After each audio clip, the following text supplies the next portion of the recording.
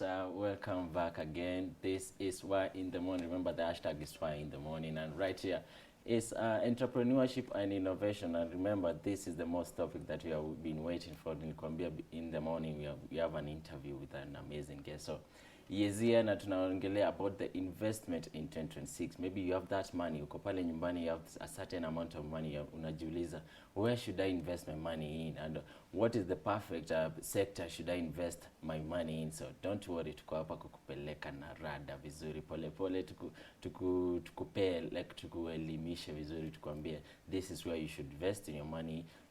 This is where the best business opportunities that you should venture in 2026. Remember, we are growing as a country. In economically, we are growing, and also we are still developing digitally everywhere. Every section is still developing as a country. So these are some of the things we are going to talk about where we should invest your money in. And in the studio, I'm joined by Philip. Philip, welcome back to the studio. Thank you very much. Ukoaje bana? Niko fiti, nashukuru. We talked about a little bit. Philip is a professional, is an entrepreneur by profession, he's also a banker. So he has been venturing into different types of businesses. Pale hivyo kutaka tu kujisimamisha yeye mwenyewe as an individual. So he tell us a little bit about himself before tuendelee more. Oh, thank you very much. My name is Philip. I'm a banker by profession. But I've done several businesses. Currently, I run a business by the name Edifil Collection, which deals with the household appliances. But I sell online, whereby I get the products, post them, and then when you order, I avail the products at your doorstep, or you give me the address where you want the product to be delivered to.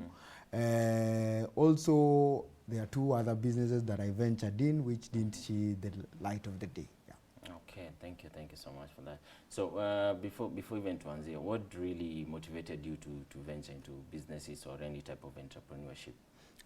Actually, the extra coin is what motivated me to venture into entrepreneurship. It's all about the money. Yeah, it's all about the money, because employment alone will not take you to where you want to be.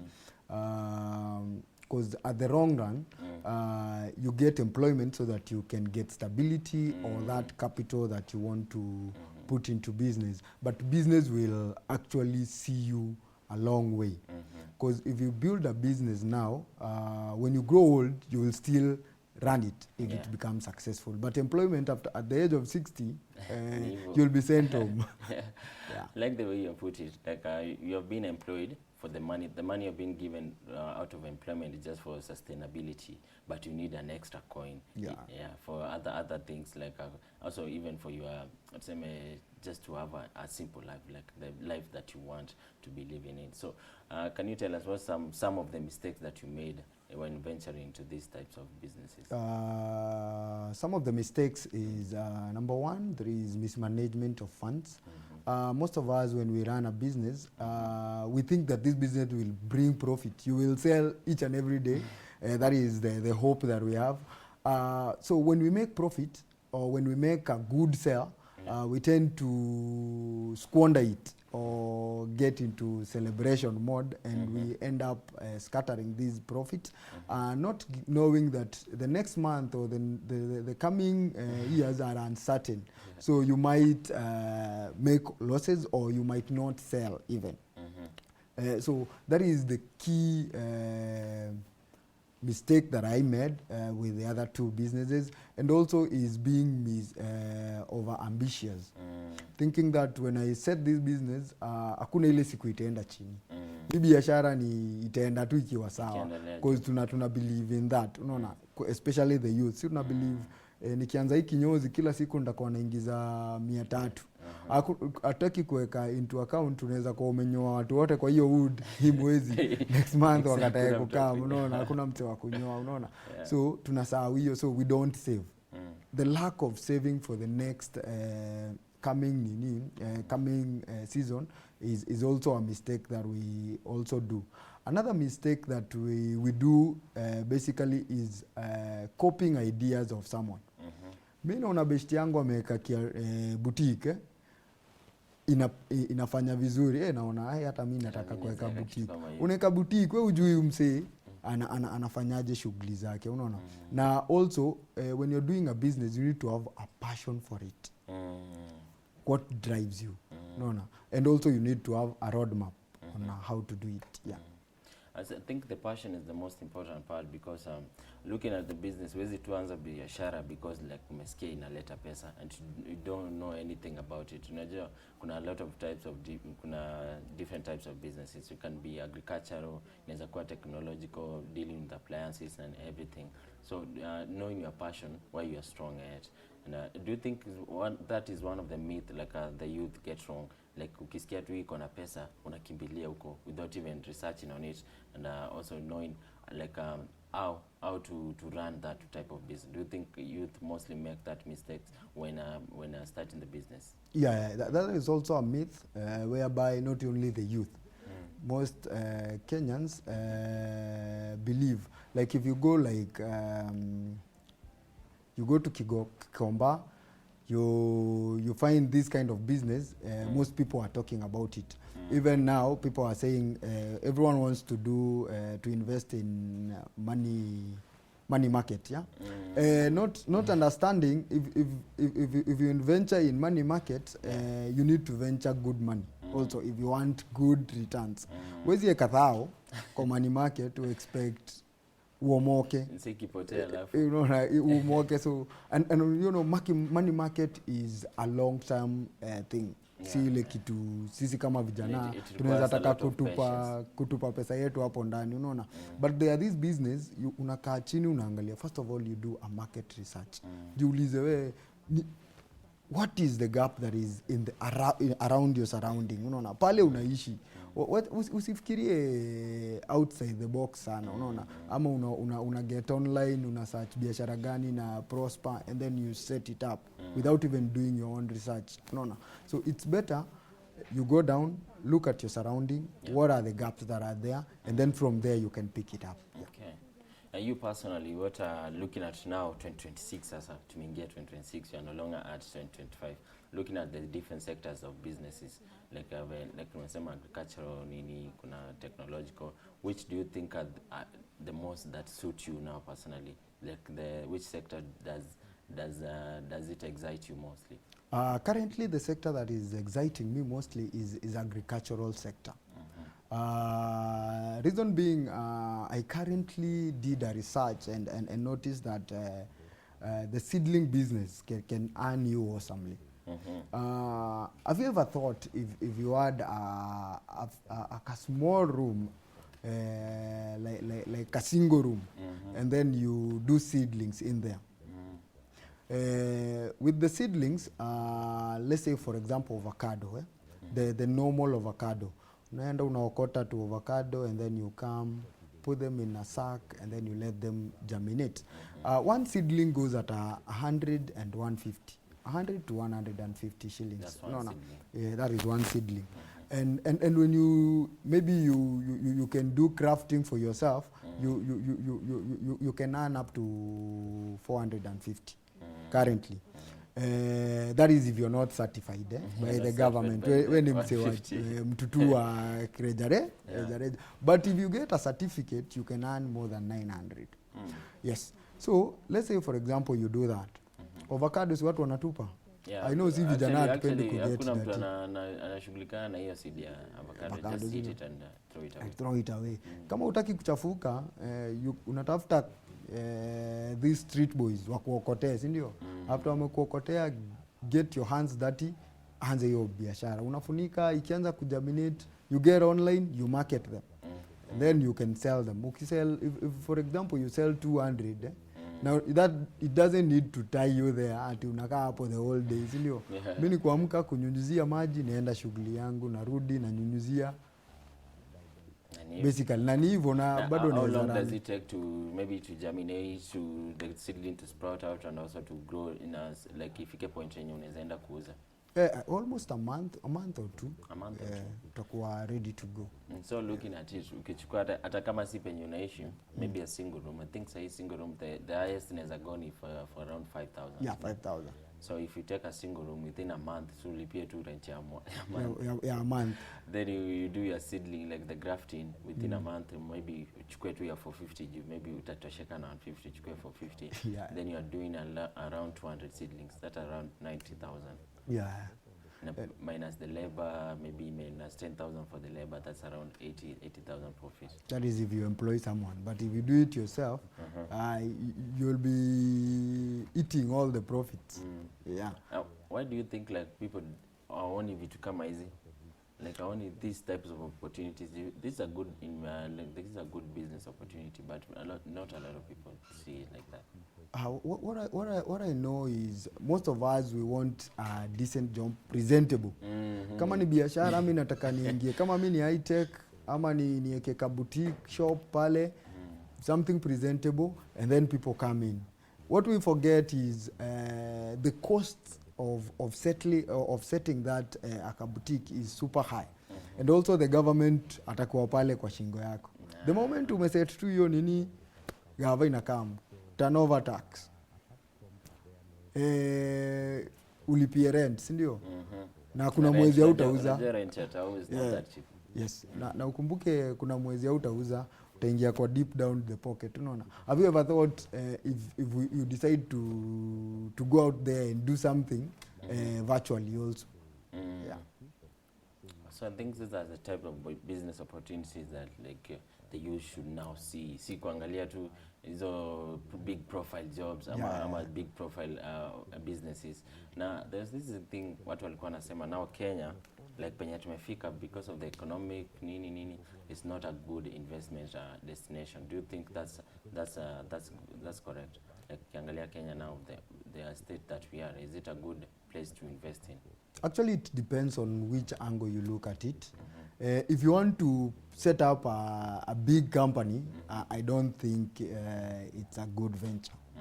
But kwa sisi wase wa chini, sisi wase wa chini, tuko na a good opportunity. This being given that there is internet, there is social media whereby you can market your product. Unaweza anza biashara bila kakitu pia. Naenda hapa Kamkunji na naongea na huyo mse wa shop, si ndio? Talk to them, mwambie akishapiga hizo products zake, anakutumia na prices, si ndio? Wewe una resell. Do you have any risk there? No. Sasa mimi kazi yangu ni nikiresell, ukimekoda, what happens? I deliver. Napiga huko nasema nataka item fulani, I go myself, pick it, and then deliver to my customer, and then I earn my profit. Hapo hakuna cost. Is there a cost? No. Mimi nimekuconnect tu na whatever you need. Mimi ni middleman. No. That is also something that we can do. All you need is data. Sindio ka data ka 20 bob inaweza tosha whereby you post and you ukue present. Presence yako ni important sana kwa online so that anyone msea link up unachangamka na yeye, unaona, so that you can sell to them and make your profit. Na hiyo pia it does not need to tie you down 100%. Unaona, nachapa hiyo shughuli na bado niko job, unaona. Ukiitisha I organize, nakwambia give me a day or so, you'll get your product and then I get my So we are talking about the middleman. Tulikuwa tunaongea na wewe just a few minutes ago, talking about how the borders now operate. Kiangalia kitambo borders mostly relied on kugojea customer kuja kwa stage then wabeba maybe 400 bob, but now they are venturing more on delivering. Like unaweza kuta ana work with a company, maybe a food company. Unaona kama watu wa Glovo, watu kama Uber Eats, they are venturing more on delivering vitu kama hizo food, then you just order on the app, then akuletea hadi kwa doorstep. I think now that is one of the things that watu wa boda now they are shifting from kugojea customer kwa stage now to focusing more on delivering. Also that is a business that you can venture in. You don't need also a boda. Kuna wale pia wanatumia baiskeli. Unaona, in 2011 after high school, I borrowed my uncle's bike. I did I ran as a errand bond, whereby you go to the offices, ask for jobs, whereby this little business, when you go to big companies, they won't give you because already they have an office messenger. Yeah. So hizi biashara ndogo ndogo nilikuwa napeana tu karatasi hivyo, wanataka mtu akuchukua parcel, a drop maybe CBD, achukue check aende ya bank, unaona, because they don't have that time. So wakitaka walikuwa wananipigia, naenda na pick na drop, unaona, and then hapo una get uko na at least umeingiza ya siku, and that is also the business that young people can also venture in. All you need is a few coins to jumpstart. Kama una means of transport, we are still young and energetic. Walk. Kama ni around huku town, unaamua leo tao hapa nataka nitafute biashara huku tao ya ku offices, let me walk to them, let me get that business, and then all you need is first of all, you be reliable, you be there and have confidence in yourself. Yeah. So there's a lot of business opportunities huku nje, and we are talking pia ile unakuta watu wa madhe, unasikia madhe anakuletea food, you don't know where the food is coming from, unajua tu anakuletea food, it's very well packed, anakuja tu amebeba vizuri na bag. So what they do, tulikuwa tunasema unapika kwa nyumba. That umeevade, utalipa pali rent ama umeevade tax kabisa. Unapika kwa nyumba, then unaenda kwa hizo offices, unaenda una deliver the food. That is a good business idea, sindio? Yeah. Because you may evade tax, and hiyo ni a good business idea, because let's say you are cooking food, unaleta tuseme rice una sell it at 100 bob. Then umepika umepack like 100 pieces of, unajua utauza zote, unashajua your customers, so that's around 10,000 minus the cost and you'll buy that food, maybe ikienda sana 4,000. Kupika ni umejipikia, so you don't have to worry anything about cost, yeah. In the end of the day, you'll be making around ikienda vizuri 5,000 per day. That's hiyo ni pesa mtu wako kwa ofisi anafanyia kazi for like a whole month, na I cannot get that type of money. Yeah, that is true. If you want also to set such kind of a business, you need to get your customers first. Natembea tu kwa ofisi, talk to them, and then you pick their contacts, you leave your contacts, and then in the morning do follow up. Actually, if you're doing a business, you need to do follow up with your prospect. Yes. Unampigia, unamwambia niaje leo unachukua nini, nikuletee nini, unaona. Hata kama msi hakuwa anataka kukula, atakwambia niletee hii, unaona. Hata kama hakuwa na hiyo plan, atasema niletee, unaona. And when you do that also, una grow your clientele. Ukipika unapika, utapikia home, si ndio?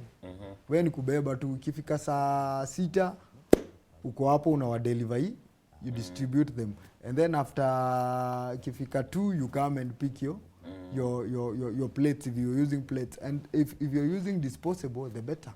So the cost ni disposable pay na maybe ile cost ya hizo chakula peke yake, and then you're good to go. And then ukienda hivyo, don't forget to save. Do you know why you're saving? Cause hata hawa clientele wako kuna siku hawatakuwa watapotea, and also you need to grow. Unaona, unaanza hivyo small, with time you will need help. And when you need help, ukiemploy mtu utamwambia ati kuja kwangu asubuhi tuanze kupika, unaona. So if you need help now, you will open a little place. Hata si ati watu wakuje kukula hapo necessarily. It's just a place whereby you do your preps, preparation, cook that food, and then you supply. I know people who do that at Ngong. Wako tu na ka kiosk whereby they cook there, and then they supply to the offices. Yeah. So I think what the youth should understand now, like business, it doesn't huwezi anzia tu biashara leo then kesho you expect it to grow too abruptly. It doesn't work like that. Business takes time. Each and every day is a step in business. Tuseme umeanza kidogo, kesho itaendelea tu grow, na also they will also face challenges in the business. So what are some of the challenges that you expect to be facing in the business? Some of the challenges, number one, there is criticism. Unaweza anza biashara, beshte yako anakuja anakuambia manze hii haiwezi toboa. Unaona? Na so unajua hiyo ukipata hiyo discouragement ilan kwako, if you're not focused well, you lose your track. Unaona? Itapata hiyo biashara umeachana nayo ama imeanguka. Na ikianguka utasema ni kama mimi si mtu wa biashara. Unaona? Like me, I did the first hotel business whereby nili run during corona time and then it failed. The reason why it failed, I employed someone and then I went back to where I used to work. So unakam jioni unapata hakuna stock, hakuna pesa. What do you do? If you're focused, unasema, I used to tell myself, it will just peak. I get some funds, boost it again, and then you get the same thing. So it reached a point I asked myself, nikiwa hapa hii biashara ilikuwa inafanya, what changed? So I decided to close it. No. And then I opened again a shoe business shop, a good one. Hey, but now hiyo sasa nilinipiga kidole. Juu kwa mwezi nauza kiatu moja na niko nauza kiatu zao na rent ndio hiyo 11,000. Nikaona hii yezi, unaona. Na hiyo the shoe business, what motivated me, actually hiyo idea nilikuanga nayo kutoka tu kitambo. Nilikuwa naona it is a fancy business, a well presentable business, but at long run I noticed manze hii ni kama natupa pesa yangu. Unaona? So one mistakes that we do when we are running business ni hiyo over ambitious also, whereby unasema nikiingia kwa hii biashara nitakuwa na make simply because I've done a research, na research inasema ukiweka hii biashara utakuwa una ani pesa, wacha hiyo ikae. Yes, you get to the business knowing the little that I will get, let me get, if my business is running at an equilibrium, inaweza sustain its cost, na mimi pia naweza pata something small, continue with it. One day it will peak and it will flourish. Yeah, so that's a good advice actually, because kiangalia business is it's like a long-term investment. It's not a short-term investment. So business, whenever you invest in business, you expect it to grow, but not, it might grow haraka, but not that fast, like the way you have pictured it kwa kichwa yako, like mimi nitaanza biashara leo, kesho nita expect ikwe at a certain level. Na plus I think nowadays platforms like social media, like TikToks and also Instagrams are very, like, zinasaidia most of the business owners to push their business further. I think that is one of the major things that are like the innovation in imeleta mambo ya social media. Now people now advertising their goods now, so their products is also the services that they do on social media. So do you think if you are given that your time 2011, I know the kukua na social media was not that much. I think from 2022 is when social media ilianza kushika sana more of the business area. So do you think your time ungepata social media hizo biashara zingekuwa, because kiangalia kuanzisha shop ya kiatu is very tricky. You have to look at the your target market penye unaanzisha. Unaweza anzisha ushago, ushago hizi kuna kiatu unaweza peleka ushago hizi valio, then unaweza anzisha maybe somewhere where there is an institution, unaweza anzisha hapo, because you'll get the market, but only for a few months. Remember, watoto wako shule, then they have to go for the long holidays. Then that hizo miezi kama 4 hivi utakuwa na suffer. Do you think social media together with you are knowing your target market is one of the things that people should consider before venturing into any type of businesses? Social media actually helps so much, because my current business I run it online. And given that opportunity, then I guess biashara yangu inge flourish. Because if you take for example Facebook, to run an advert on Facebook and then you want to reach to 10,000 people per week, the whole week, daily you reach 10,000 people. That's an ad. It goes at 880, around that figure. So if you run that ad, at least you will get some prospect. Utapata msee maybe akifinya hiyo ad by mistake, anapewa hapo ka form, anasikia amekutumia, because you link it, you can link your Facebook to WhatsApp message, you can link your Facebook to IG, whereby msaki akikuwa IG pia akifinya hivi Akiclick kitu tu, unapost kisha IG message. umepost Facebook unapata message. So ukipata hiyo message unajua ni prospect. So Customer. una reach out to them as quick as possible na una close hiyo sale. But huko kitambo unajua ilikuwa unaweka shop wasee watembe unagojea. The only thing that I used to use was WhatsApp status, whereby you post your shoe and it's only your contacts who can about reach 70 it. No, people. About 70 people. Now, or Dr. 100. Nairobi, another one is in maybe Controversial, like scattered all over. Unaona, so ilikuwa very hectic, but sahi by the biashara ni easy, unaona. Na also unaweza ukiwa virtually you set your virtual office, kama wewe una buy goods unaweka kwa nyumba, unaweka unapiga tu picha, unaweka social media, msi ana reach out, unaona. Reach out, all you need ni kuchangamka haraka. Usilale ukichangamka ni noma. Like whenever tuseme mtu amekureach out, maybe umepost kwa social media, so unaenda tu unamfunga vizuri, then unapeleka kwa najua sahi this matatu, these shuttles do delivery. So unamwambia tu delivery fee is this. So unampea plus hiyo umemtolea discount plus delivery fee. So unamtumia vitu zake vizuri hadi kwake kwa nyumba. But that is also a good way of doing business, because unaona sahi kila mtu anataka the extra coin. Unaona hata matatu sahi unaenda tu kwa ofisi unaweka parcel ya mtu anafikishiwa. But najua Kenyans wanakuanga skeptical a little bit. Ukiambia Mkenya una shop anakaa hivi anasema what if haitafika. Unaona, shida ni hiyo. There's a lot of scammers online, so scammers pia wamekam wanakuambia ndio hii narani biashara, nunua gashu kwa 100 bob 2 kg and then wanakuambia utume do, so inakuwa hard, ukituma inapotea. So due to that scamming, also you need to come up with a way whereby people can trust you and have faith in you, know, after delivery. Number one, unaweza mwambia what you do, kama unaona ni hard, unakaa mwana biashara unaamua uchome urisk, unamwambia saa acha nikutumie, you send, na unaambia mtu wa gari ama ule mtu ana deliver ikifika tu hivi before ampatie atume do. Unaona, that is how you create that rapport and make your customers have faith in you.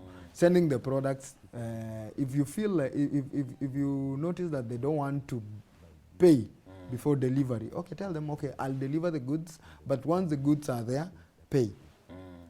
And the person that delivering the goods, if it is a matatu, tell the driver, please, hii goods ikifika, before umpatie acha akupe atume pesa kwa hii namba, you get, na kuonesha message, and that is also a good way. And then unaona ukifanya hivyo, the next time ukimwambia lipa atalipa. Do you think like social media is going to influence mostly businesses that much? Because I think now Kenya is maybe 80% of businesses.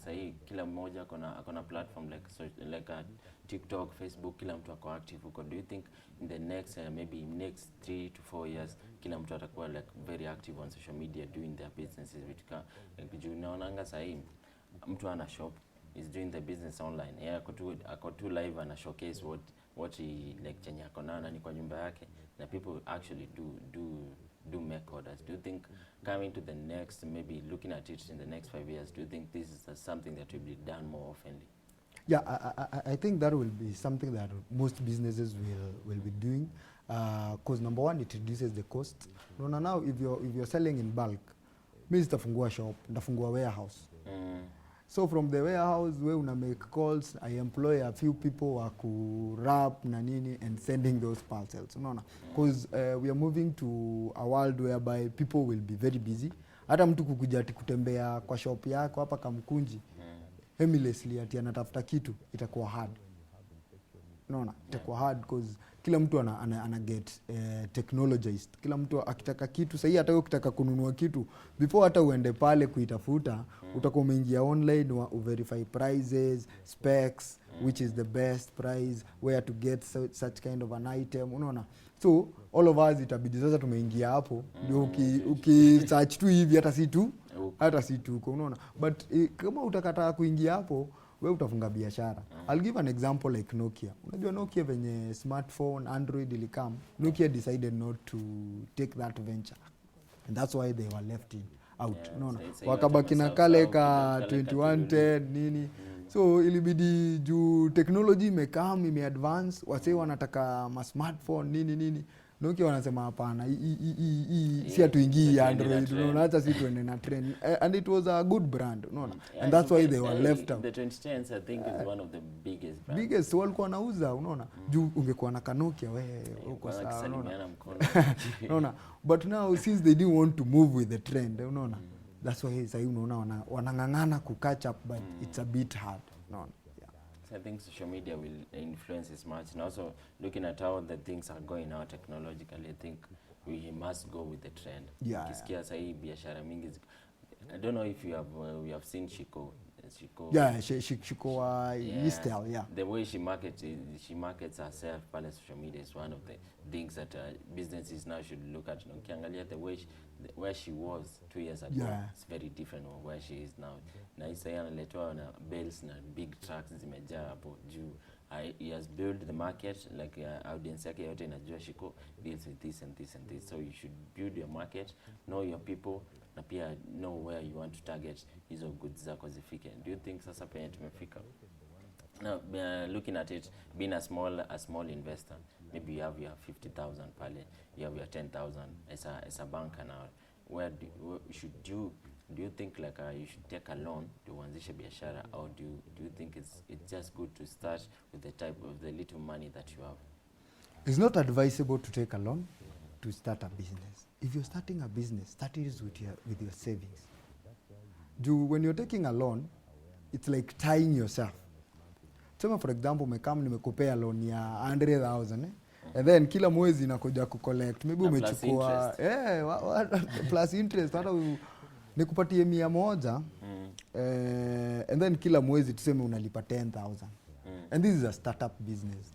Haujui if ita make profit. You know, business is basically taking a risk of your money. Wewe sasa mimi nikuje mwisho wa mwezi na kuitisha 10,000, ujaweka rent ya hiyo biashara umeweka, hiyo mwezi hujauza, unaona. So what I'll advise the youth, save. First of all, come up with a plan. This is the business that I want to do. Sit down, ask yourself, where am I getting these funds? Unaona. Kama you are from a well family, kama mko watoto kama 5, wapigie simu waambie kila mtu anipatie 10,000 tenga ama 5, unaona, for 3 months. Kama zita come through, hata wewe una hustle, una top up.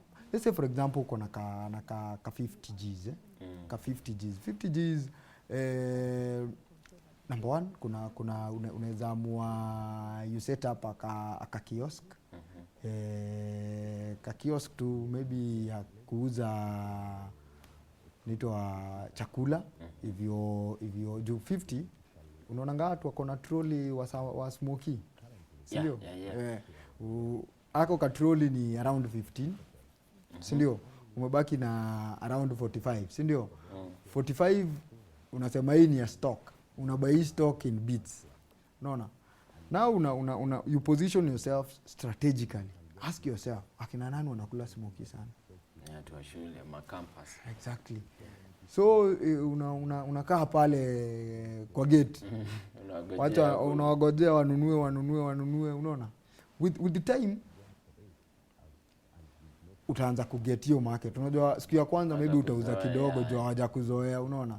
The more unakaa hapo na lazima ufike pale on time, timing also is key. Unaona, unaangalia biashara yako. Sasa mimi nikifika hapa wase wa shule wanaingianga 8.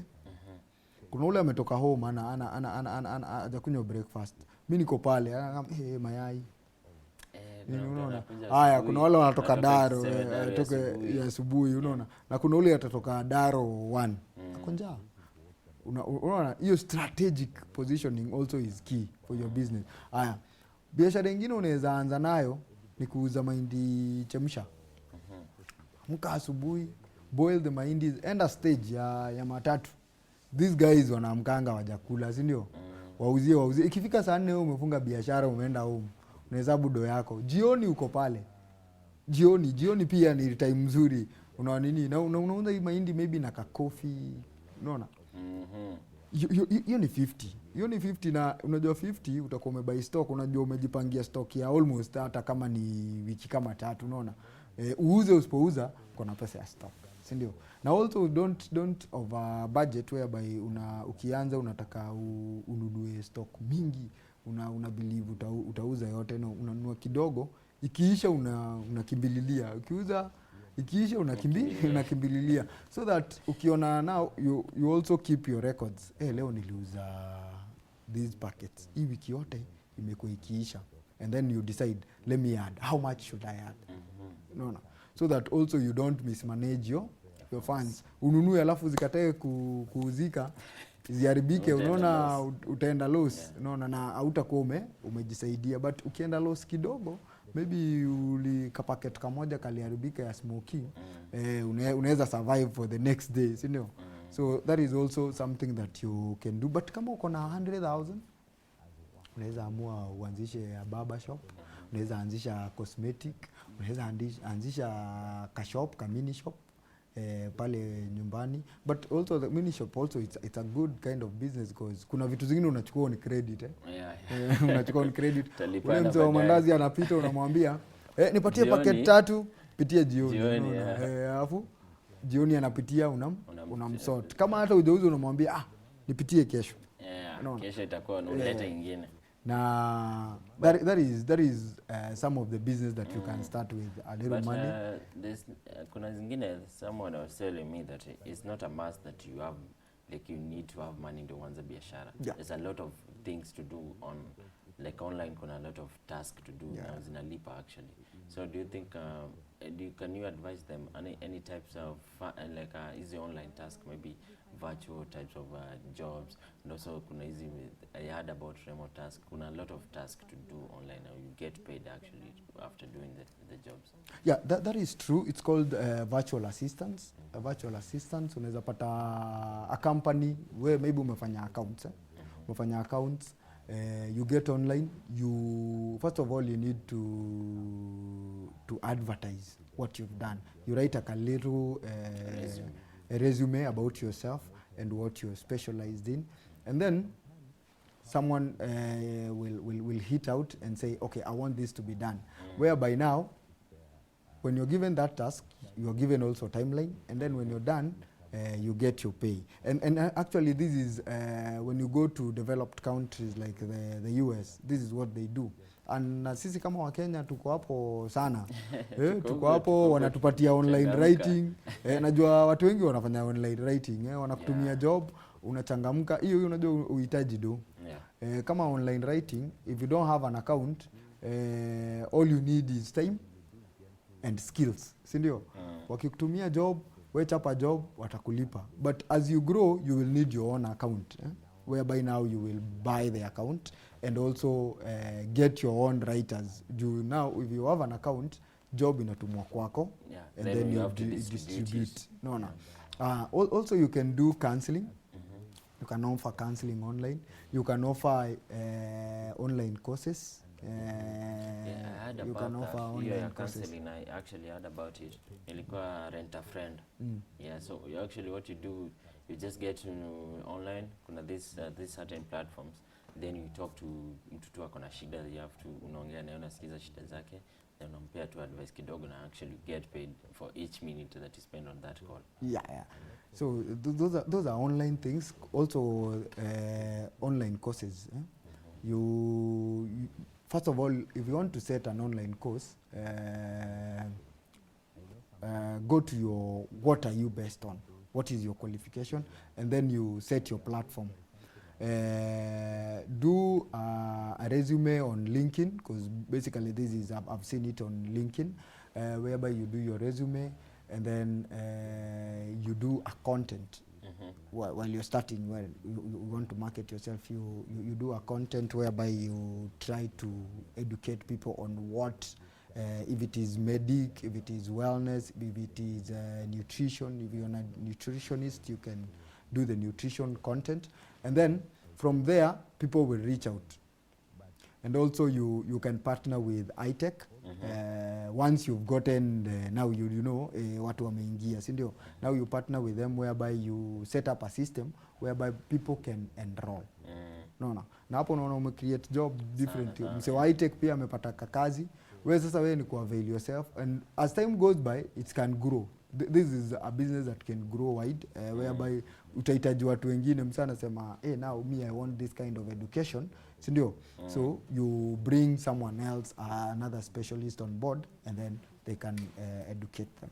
Yeah, so you see, youth don't have to get that like that big amount of money. I know access to capital now, starting capital is very hard. I think that's the most challenging ndio inafanya watu wasianze biashara that suddenly. So you don't have to have that big type of capital ndio uanzishe biashara. Any little type amount that you have can actually start a business with it. But do you think even before starting the business, do you think someone needs to have a certain skills, ama a certain set of skills ndio uanze biashara, ama you just unaanza tu? Biashara you need skills, it's true. But also kuna wale wajaenda shule hawana hizo skills, but kuna inbound. Unajua kuna wanabiashara inbound. I'll give you an example. If you go to Embakasi pipeline, unaona watu wanatembea na ndoo ya fruits. Yeah? Do you know what they do? Naenda kwa ule msee akona ka kioski ya fruits, anazikatakata, anawapatia, wanatembeza. Akikupea, all you need, una bring pesa yake, unabaki na profit. No. Skills are good. They will make you venture or expand your business in terms of skills zinakuja in terms of leadership, financial management. But you can start a business without skills, and then you develop your skills. How do you develop them? Number one, you can get a mentor. Number two, you can decide, okay, let me take courses, online courses, ama niende shule, si ndio? Whereby you get the skills now to expand your business. Unajua kuna mtu anaweza sema, mimi siwezi anza biashara juu sikuenda shule. Unaona? To start a business, all you need is, number one, you need to be, your need ni lazima uangalie kwa market, there is a need for what I want to introduce. No. And number two, do you have the drive to do that kind of business? No. And also number three, are you passionate about it? No. Are you passionate about it? Unajua, if you're passionate about it, when the business goes low, you still have that zeal or encouragement of pushing it ahead. Yeah. So advising the youth, so kiangalia now the youth wanaangalia miaka inasonga. You need to have that extra coin to sustain yourself.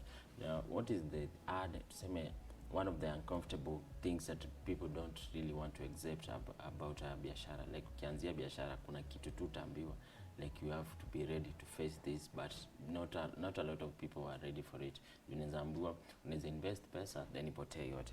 Like unaweza anza kuanzisha biashara ianguke tu hivyo, then your whole money imepotelea hapo. So that is one of the hardest truth watu wataki kukubali about biashara. Their mindset is, mimi nikiweka biashara I expect it to bring me money, but uangalie loss, there's loss side of it. So that's one of the things that youth should accept it before even starting a business. Okay. The question I'll ask, you know, when you have money in your pocket, it's still a risk. When you have money in your pocket, it's still a risk. Ukiwa na 5,000 upite pale kwa barabara, inakuambia acha kunyongo, roho inakuambia pesa iko hapa, money speaks. Ikiatu iko sawa. Utaenda hapo ulizie, unegotiate, utoke useme hapana. Uende pengine, unaona. So you will still spend the money, at the end of the day, sindio? Money, when you have money, is still a risk. So what I can advise the youth, when you have any capital, at the end of the day, you are risking it. Hata ukieka kwa bank, if you put your money in your current account in the bank, tunakulanga charges. Tachop tu ka 60, ka 100, ka 60, ka 100, unaona? Ukiacha hapo, ukisema ukieka 500, within 3 months hiyo 500 imeisha. Na si atu withdraw, unaona? So what I can advise is this money.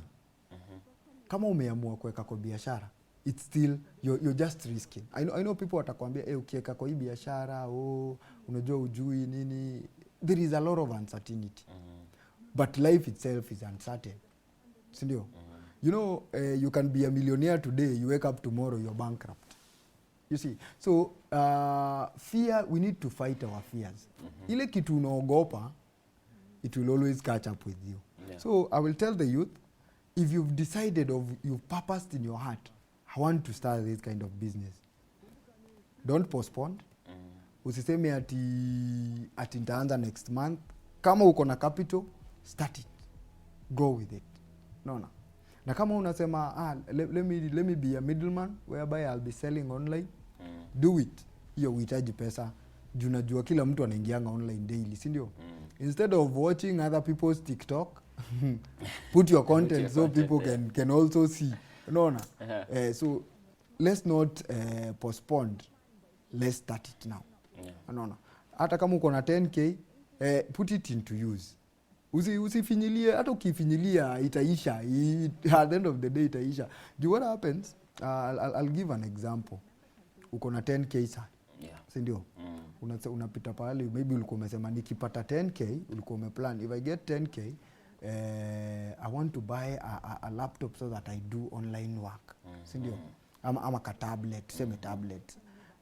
Ka tablet kadogo ka strong, niliona sijui inaitwa Modio, something like that. And then unapata hiyo 10k. If you don't, it's either you buy, you start, utakuwa umerisk, you start the online stuff and content creation, and then you will earn. You at least you've risked with a hope that you'll get something back. Oma uweke 10,000 kwa mfuko, ukulange polepole, and then itaisha yote, and then you go back to hustling. There's something about bad investments, because ukiangalia umesema about buy laptop then uanze kazi online. Yes, you can buy that laptop at that with that little much you have kwa pocket, but hauna ile connection. So there's a thing that imekuwa ikisumbua sana, that your bad investment. Unaweza take your money then una place it, like unasema hapa itanirudishia this certain amount of money, but because you may invest without even researching on it, being prepared like psychologically venye inaweza turn out, I think inakuta imekupea loss kubwa sana. So do you think hiyo pia ni issue? Yeah, that is an issue. That's why I said before you start, you need to get what is the need, what is the gap that is there. No. What is the gap that is there? And what is the trends that are there also? No. So that you don't just jump in blindly. You get. Let's say for example you go somewhere, that's why nilisema you start where you are. Simama tu hapo, everywhere you walk unajiuliza ni nini naweza anza hapa inawili. Ni nini watu wanaweza taka? Unaona? Those are the questions that as people we need to ask ourselves if we want to start a business. Yes, after umeshajua this is what people need, you ask yourself, where am I getting the sources? Kama ni kitu, if it's items that you will want to sell, you ask yourself, where am I going to source these items from? And at what price? No. After that, it is a step, so that usichukue tu pesa yako pia blindly uwekelee tu hapo, unaona. It is entrepreneurship, it is a step by step. Unaona. Haya, umesema nitachukua items from somewhere. Yes, where will I be located? Where am I going to operate? Ni hapa. Si ndio? Ni watu wagani wako hapa? What is my market? Ni watu wagani nataka kuuzia? Ni kama useme unataka kuuza viatu. I have a friend in Kawangware who sells basketball shoes. Also because I also play basketball. Huyo anaamka asubuhi anaenda Kikoshi, around 5. Bail ikifunguliwa, those shoes you get them at around 500 and below. Akifika huko anaziosha, anaanga hapo, at the end of the day anauza 1,000 and above. Unaona? You see, so also you need to know, anauza tu basketball shoes alone, because it deals with basketball players. Unaona? So also you need to ask yourself, usitel pia usiventure kwa all kinds of shoes. Unaona? You lose it. Unabahatisha tu unasema hata nilete ya nini, unaona? You will end up wasting your money. Get your market niche. Unaona? It's like iPhone. Unaona wanajua customers wao ni yao peke yake. So they deal too with the iPhones. Right? Yeah. So there's this friend of mine, I think it was the time of Corona 2020. So he tried a lot of types of businesses. He started with a casino fulani umeka 10 bob inazunguka. I think it costed him around 19,000 just to buy that machine. Then akaona ileti pesa juu ni coins tu na deal nazo. By the end of the day akaona ileti pesa. He stopped doing casino, akauza casino, he bought I think a boda. Akapea mtu, then huyo mtu anampea 300 per day. Akaona hapana hii nilete, akatoka mambo boda na akaanza this console, this a PlayStation, like American PlayStation, I think PlayStation 4 mbili watu wanakuja wanacheza those 30 bobs to 50 bobs. Akaona hapana, in the end of the day alienda up to amefunga zote. Do you think hiyo ni kitu inasumbua youth sana, the patience, like kwa biashara you don't have the patience to wait hiyo biashara grow polepole. Watu tu wanataka tu hii kitu iende venye nilikuwa nataka, so tunachana nayo, tunaenda to the next one. Do you think that is one of the issue pia, the patience, watu mostly the young people ndo hawana? Not even the young people. Most people, when you start something, you want results instant, and like your friend, number one, I know maybe he did not have time to reassess his business. You keep track. He had the capital, but he had the capital, but research on it. He did not research on it, and when he started it also, he did not put more time to because actually to review it on March 2020. This is when Corona ndio ilishika sana, then watu wakaenda nyumbani. By April alikuwa shachana, that's about a month. Then akafungua another one. Boda you expect mtu akupe 300 per day, then itakurudisha maybe I think he bought the boda for 30,000. So you expecting hiyo pesa irudi haraka kauza, then akabuy the consoles. So I think by the end of the day is the one who went on a loss because he did not have that patience to gojea to hiyo biashara grow polepole, maybe ingempea another capital ya kufungua ingine. Yes, patience and also focus. He was not focused on what he really wanted, and also maybe he did not do research. When it comes to console, PSP console, also the geographical of where you put kind of business also matters. So research, maybe did not do a good research on the kind of business he wants to undertake, and also he did not have time to reassess his business. Unajua ukiweka biashara, you need to keep tab. Ikiwa mpya unakaa tu na kitabu, leo nimeuza hii, nimereach hii, kuna watu wanaulizia hii, unaona, that kind of data, it will help you. Unaona, hata kama uta make profit hii mwezi, but unaangalia hivyo unasema kuna hopes, kuna hopes, unaona. So it will move you to the next month. Siku ile una make profit pia unasema nimemake hii profit, last month I made a loss of this, so since I've made this profit, let it cover for next month, hata hii pesa yote niweke somewhere. Unaona, such kind of business analysis. You analyze your business and see what hiyo pia ni issue because si watu wote wako na that type of mentality, like kama umeweka biashara, you need to analyze it each and every day, the loss that you have, maybe the profit that you have made, or the loss that you have gone under through. So I think hiyo people watu wanafaa before hata uanze biashara, you have to have that strategy. The strategy before uanze biashara, you have to by the end of the day una analyze biashara yako venye imekuja, the expenditure chenye umetumia na also the profit ama the loss chenye umepata. Because I know most of us, kwanza watu wa biashara chini, we don't do that. naangalia tu pesa unaangalia ngapi tu M-Pesa tu nimepata, balance. nataka kununua hii, nataka kununua hii, acha ninunue stock, unaona.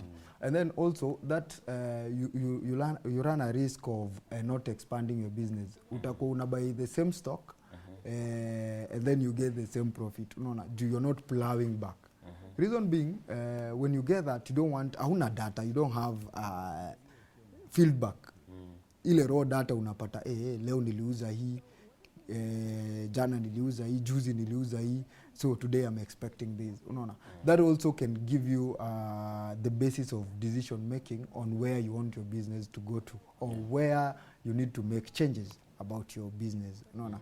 If we have that knowledge and we can be able to forge our business, hata kama ime close leo, kesho imewaka at equilibrium, you will be positive that there is something that is happening at the background, rather than if you don't do that, wewe utaishingi today's life. Leo unaishi na survive, kesho na survive.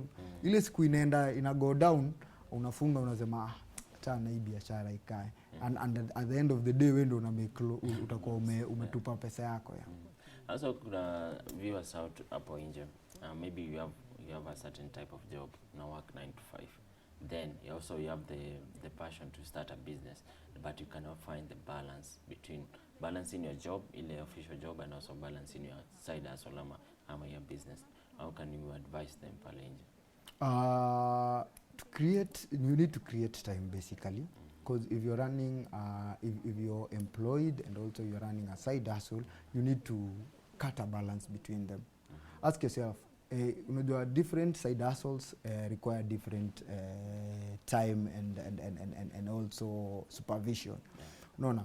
Now also ina depend una run biashara gani. What I can tell you is create time for both. Angalia schedule yako ya job, kama unaingia from, most of us tunaingia 8 to 5, si ndio? 8 to 5. Kama una run ka hoteli, before 8 pitia kwa hoteli yako, do your own stock. Na kama ni kubwa, umeemploy several people, do checkups. Unakam surprise checkup, unaangalia stock nini, this is what I bought, this is what it has been consumed, and then you balance with the books that the other person has done. But usikae tu, you let them do and run everything for you, itakufa, unaona. And if it's online, if you're working online,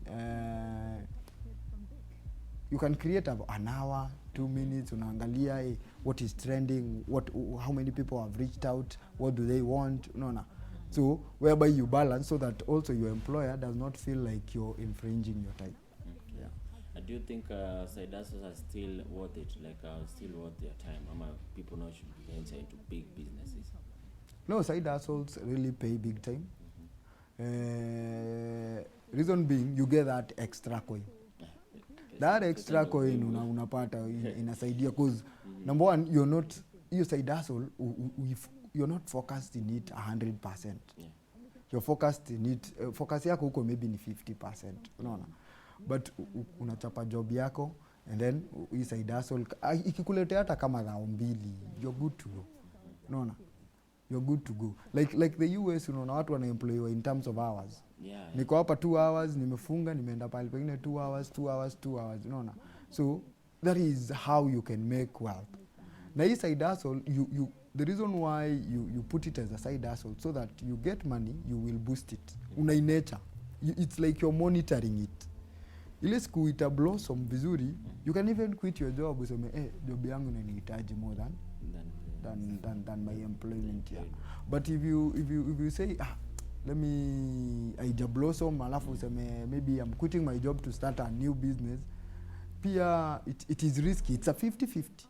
No. And that's why most people wanna prefer, they stay employed, but they run something at the background, at their free time, so that your free time, when it akamile time imegrow vizuri, you can now say bye bye, and then you come back here and you grow your own empire. Okay.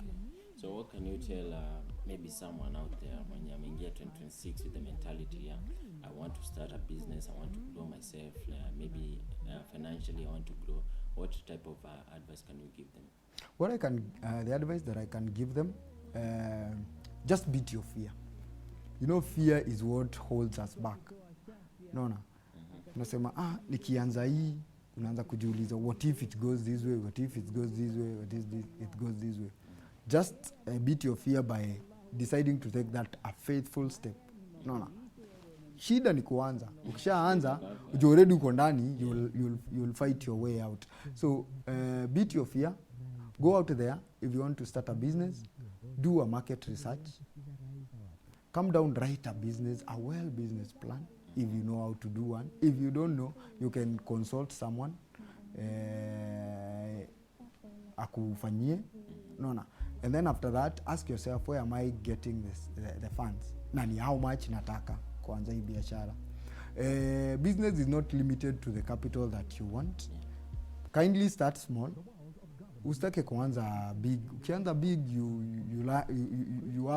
you're exposed. But start small and grow step by step. Utafika pale. So you've heard business is about growth. It's not. You cannot wake up, start a business, and kesho you expect it to be somewhere that maybe it will have reached there within maybe 2 years. So business is a risk. That is one point that you should get. Every business is a risk. Every little money you put there is just you are risking your own money. So you should just have that strategy to come and know that each business that you want to start, you have to have the passion first. Then we have to set that time to start that business, and also you have to have that drive to know, and even if it fails, you can start another business, or even if it is not going the way you expected, at some point it will raise if you put the amount of effort and also the amount of money, and also the amount of time that is needed in that business. So this was a innovative and a very, very, very, very good advice from Philip Manasi, who has joined me today on this section of entrepreneurship and innovation. And I think you have captured a few points pale hivyo mambo ya biashara pale. Ukienda kuinvest this 2026, know where you have to invest, know your target market, and also know which type of businesses that are more capturing people sasa nowadays. Remember, we are in 2026 and everything I think is more digital. Kuna pia social media pale, you have to angalia pia social media, market yourself pale social media, know how to run ads on Facebook, maybe on Instagram. Those are the sort of things that you need to know before even starting any kind of business. So my name is James John. I was joined here by Philip Manasi. It was a very lovely session with Philip Manasi. We talked about a lot of business things. So I hope umesikia. So eka hizo vitu kwa masikio na pia put it on the ground. Ndio tujue venye biashara itakuwa this 2026, and I hope you have a lovely year from now to the end of December. Then tutajua venye itaenda. This is Why in the Morning now. I hope we had a lovely session kutoka asubuhi. We have been with you guys kutoka Why. Mlikuwa hapa na amazing staff, and also the team. On behalf of the team, we wish you a very lovely day.